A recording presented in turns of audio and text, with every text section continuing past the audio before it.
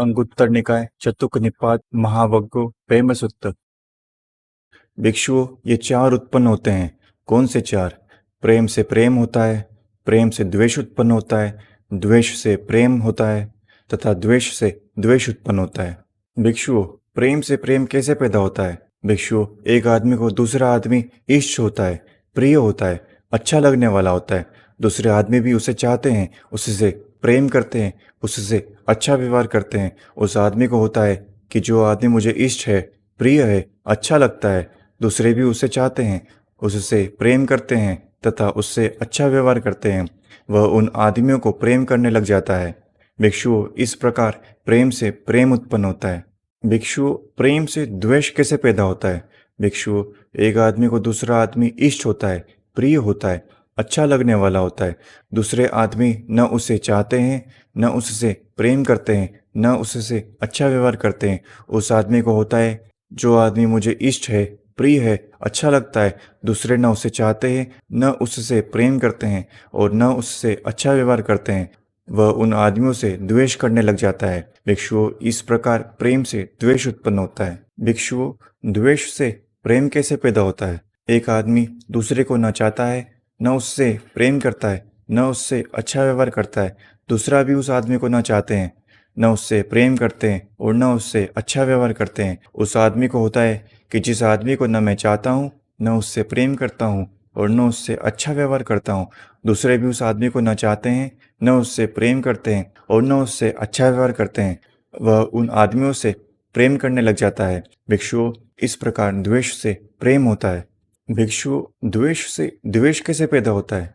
एक आदमी दूसरे को न चाहता है, न उससे प्रेम करता है, न उससे अच्छा व्यवहार करता है, किंतु दूसरे उस आदमी को चाहते हैं, उससे प्रेम करते हैं और उससे अच्छा व्यवहार करते हैं। उस आदमी को होता है जिस आदमी को न मैं चाहता हूँ, न उससे प्रेम करता हूँ और न उससे अच्छा व्यवहार करता हूँ, दूसरे उस आदमी को चाहते हैं, उससे प्रेम करते हैं और उससे अच्छा व्यवहार करते हैं। वह उन आदमियों से द्वेष करने लग जाता है। भिक्षुओं, इस प्रकार द्वेष से द्वेष उत्पन्न होता है। भिक्षुओं, ये चार उत्पन्न होते हैं। भिक्षुओं, जिस समय भिक्षु काम भोगों से रहित हो प्रथम ध्यान को प्राप्त करता है, तो जो प्रेम से प्रेम पैदा होता है वह उस समय नहीं होता। जो प्रेम से द्वेष पैदा होता है वह भी उस समय नहीं होता। जो द्वेष से प्रेम पैदा होता है वह भी उस समय नहीं होता। जो द्वेष से द्वेष पैदा होता है वह भी उस समय नहीं होता। भिक्षुओं, जिस समय भिक्षु वितर्क विचारों का अपशमन होने पर द्वितीय ध्यान, तृतीय ध्यान, चतुर्थ ध्यान प्राप्त कर विहार करता है, तो जो प्रेम से प्रेम पैदा होता है वह भी उस समय नहीं होता। जो प्रेम से द्वेष पैदा होता है वह भी उस समय नहीं होता। जो द्वेष से प्रेम पैदा होता है वह भी उस समय नहीं होता। जो द्वेष से द्वेष पैदा होता है वह भी उस समय नहीं होता। भिक्षुओं, जिस समय भिक्षु आश्रमों का क्षय कर अनानव चित्त विमुक्ति, प्रज्ञा विमुक्ति इसी जन्म में स्वयं जानकर साक्षात कर विहार करता है, तो जो प्रेम से प्रेम पैदा होता है वह उस समय प्रहीन हुआ रहता है, जड़ से खुदा रहता है, कटे ताड़ वृक्ष के समान हुआ रहता है, अभाव प्राप्त हुआ रहता है। भविष्य में इसकी उत्पत्ति की कोई संभावना नहीं रहती।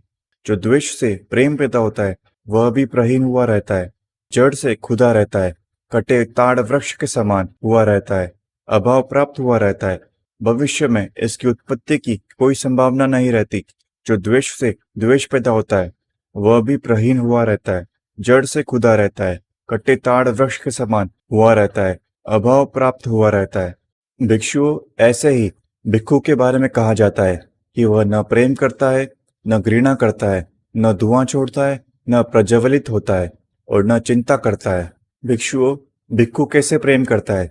भिक्षुओं, भिक्षु रूप को अपने आप करके देखता है अथवा अपने आप को रूप वाला समझता है, अपने आप में रूप समझता है अथवा अपने आप को रूप में समझता है, वेदना को अपना आप करके देखता है अथवा अपने आप को वेदना वाला करके समझता है, अपने आप में वेदना समझता है अथवा अपने आप को वेदना में समझता है, संज्ञा को अपने आप करके देखता है अथवा अपने आप को संज्ञा वाला करके देखता है, अपने आप में संज्ञा समझता है अथवा अपने आप को संज्ञा में समझता है, संस्कारों को अपने आप करके देखता है अथवा अपने आप को संस्कारों वाला करके देखता है, अपने आप में संस्कारों को समझता है अथवा अपने आप को संस्कारों में समझता है।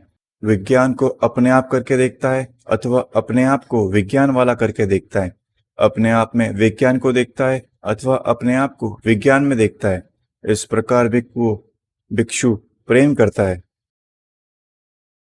भिक्षु प्रेम नहीं कैसे करता है? भिक्षु रूप को अपने आप करके नहीं देखता है अथवा अपने आप को रूप वाला नहीं समझता है, अपने आप में रूप नहीं समझता है अथवा अपने आप को रूप में नहीं समझता है। वेदना को अपना आप करके नहीं देखता है अथवा अपने आप को वेदना वाला नहीं समझता है, अपने आप में वेदना नहीं समझता है अथवा अपने आप को वेदना में नहीं समझता है। संज्ञा को अपने आप करके नहीं देखता है अथवा अपने आप को संज्ञा वाला नहीं समझता है, अपने आप में संज्ञा नहीं समझता है अथवा अपने आप को संज्ञा में नहीं समझता है। संस्कारों को अपने आप करके नहीं देखता है अथवा अपने आप को संस्कार वाला करके नहीं देखता है, अपने आप में संस्कारों को नहीं समझता है अथवा अपने आप को संस्कार में नहीं समझता है। विज्ञान को अपने आप करके नहीं देखता है अथवा अपने आप को विज्ञान वाला करके नहीं देखता है, अपने आप में विज्ञान नहीं समझता है अथवा अपने आप को विज्ञान में नहीं समझता है। इस प्रकार भिक्षु प्रेम नहीं करता है। भिक्षु कैसे घृणा करता है? भिक्षु गाली देने वाले को गाली देता है, गुस्से होने वाले से गुस्सा होता है, झगड़ा करने वाले से झगड़ा करता है। इस प्रकार भिक्षु घृणा करता है।